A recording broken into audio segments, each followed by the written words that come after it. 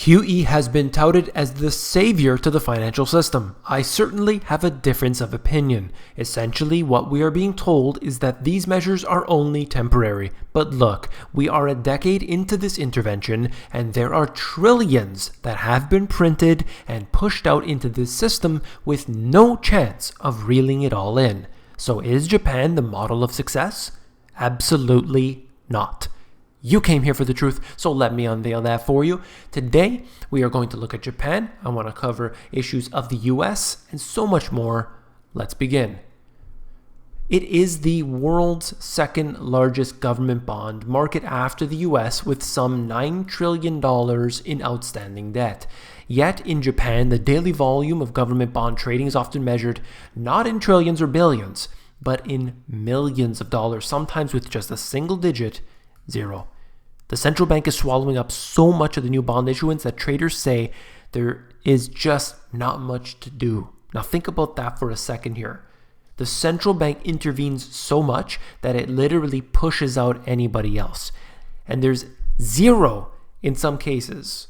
That's how much purchasing they are doing on these markets. They want to make sure that they get everything that they need to sustain this system. They can't trust anybody else to buy any.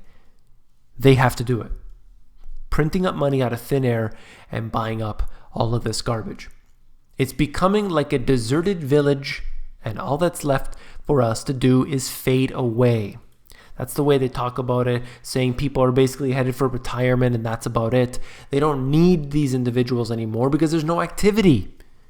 Activity has especially shrunk since September of 2016, when the Bank of Japan, the nation's central bank, said it would seek to keep the yield on the benchmark 10-year government bond around zero. The move is part of the bank's push to bring about steady inflation of 2% as it tries to boost the country's economy. So remember this for a second here. Something that I always talk about.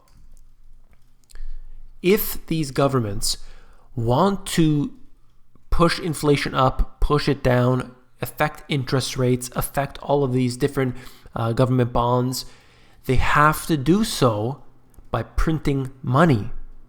And I don't think a lot of people have their head wrapped around that. That's the way it works. They have to go into the market, and in the US they call it open market operations, and that's how they do it. They don't just set the rates in a computer.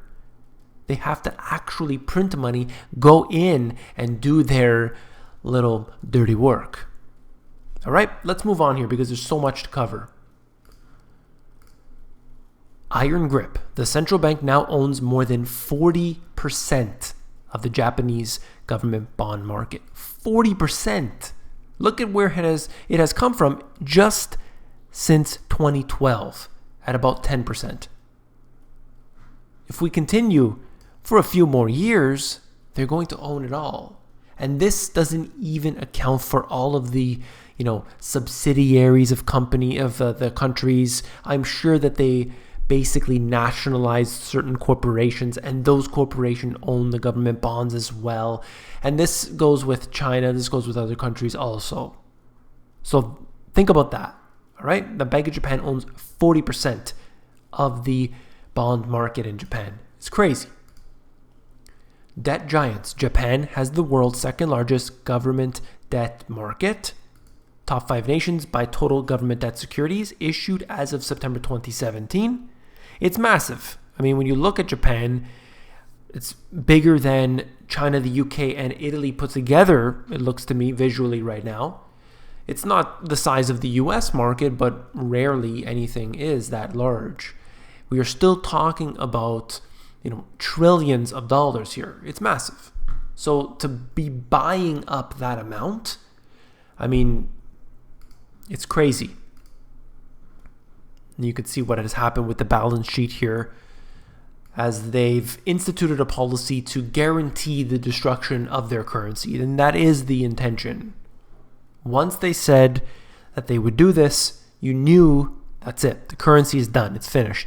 Now, maybe short term, these traders and things, they'll buy it. But ultimately, in the end, we know what's going to happen. And you'll take a look at this. The volume has just been declining. Why? Because they're the only buyer. There's not much trading back and forth and trying to see if they could game the system to make a few bucks here and there. It's just one person, one individual. That's the only customer they have, is themselves. This right here, just talking about volatility, you could see that for yourself. But really what I wanted to mention while I'm showing this chart is that we can see that volatility has been historically extremely low. It has gone up, few instances here and there, but overall it has been low up until recently. That has changed. Now this volatility, now it's basically back on the table. Before it was considered the fact that throughout all of 2017, they would have thought volatility is not going anywhere. It's going to stay where it is at the bottom, and ultimately you don't have to worry about it. But that's really not the case anymore. Look for more reasons for volatility to spike, and as a result, that's going to negatively affect many financial assets out there. Now, I want to switch gears for a moment here. Looking at the US Chapter 11 bankruptcy filings, 3-month average year-over-year change, not just brick and mortar anymore. Look at this. Over the past, year or so, things have really been a problem. Now, you had this going on previously with the oil prices that were subdued for quite some time. Companies just couldn't make ends meet. And then you had a lot of layoffs, a lot of businesses went bankrupt. But now that's happening again. Some of those companies like department stores and everything else are definitely kicking the bucket. But there are other places, I've covered it here on the channel, showing you all the different filings for bankruptcy that have taken place. This right here, specifically March 2018, going extremely high, but throughout all of 2018 so far and into later of 2017, we saw that happening. I've shown you those charts. This right here, you can just see the total amount for March 2018, how it has spiked. Number of filings monthly, going back to the levels not seen since April 2011. All right. Now I polled everyone in the last video. Here's some more information. Gas prices are expected to increase 14% this summer compared to last. I think it'll be at least that much. That would push the average price for a gallon of gas in California to just over $4. That's amazing to see how high it has really gotten now. $2.41 last summer. That's nationwide, of course, on average. But what I noted very clear, and I'm going to talk about that, I'll just mention it now. The amount of people that were responding to me about their gas prices, they were in California, for example. I was clearly noting that the West Coast is paying a hell of a lot more for gas than many other areas around the country. Very interesting. Very, very interesting. You can see that very consistently throughout California. And there was different cities that people were talking about, and clearly that's the case. Even as BlackRock Inc.'s assets advanced to $6.3 trillion and its growth appears unstoppable, there are signs the firm isn't invincible. Net flows for its global iShares exchange-traded funds declined 46% in the fourth quarter to $34 billion from a year earlier. Yet the world's largest managers' earnings beat estimates, pushed the shares up as much as 3.1%. Now, you have to understand that this is a massive company. Okay, we're not talking about just some random company you've never heard of before. This is BlackRock, very big. And you can see that their ETFs, which are among the highest rated ETFs, or at least in terms of the amount of invested into it, it's interesting to see this. I don't know what's happening exactly, but a lot of money had been flowing into ETFs for years. The firm's ETF business saw net flows decline in the first quarter. So you'll look at that here coming up over the past few quarters. In fact, not looking good. I'm going to keep my eye on this one definitely, and we'll relay that to you, of course.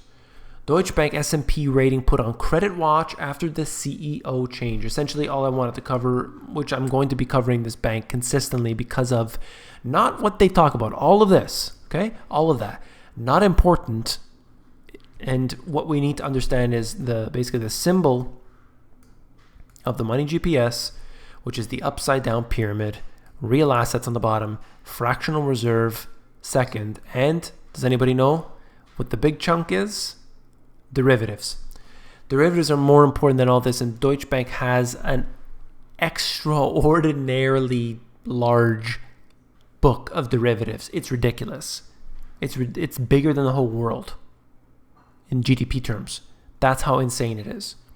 Anyway, what they do get into here is that, they have to do some restructuring. And I constantly warn the subscribers here on this channel, if you're new, that restructuring is never good.